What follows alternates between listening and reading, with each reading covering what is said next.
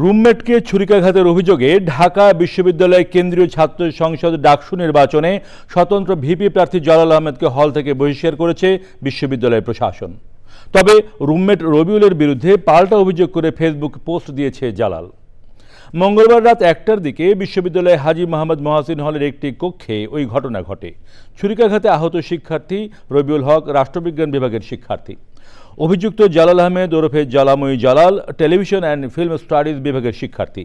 প্রত্যক্ষদর্শীরা জানান, দীর্ঘদিন ধরে চলা বিরোধের জেরে রবিউল রুমমেট জালাল তাকে ছুরি দিয়ে আঘাত করেছেন। অন্যদিকে জালাল আহমেদ তার ফেসবুকে নিজের আহত হওয়ার ক্ষতচিহ্নের ছবি পোস্ট করে বলেন, সব হল থেকে অবৈধ ও বহিরাগত শিক্ষার্থীদের বের করে দেওয়ার দাবিতে উকিল নোটিশ পাঠানোর আগে রবিউল তাকে মেরেছে। ওই ঘটনায় জালালকে হল থেকে বহিষ্কার করে পুলিশে দিয়েছে বিশ্ববিদ্যালয় প্রশাসন। এ ব্যাপারে রাজধানীর শাহবাগ থানায় একটি মামলাও করা হয়েছে।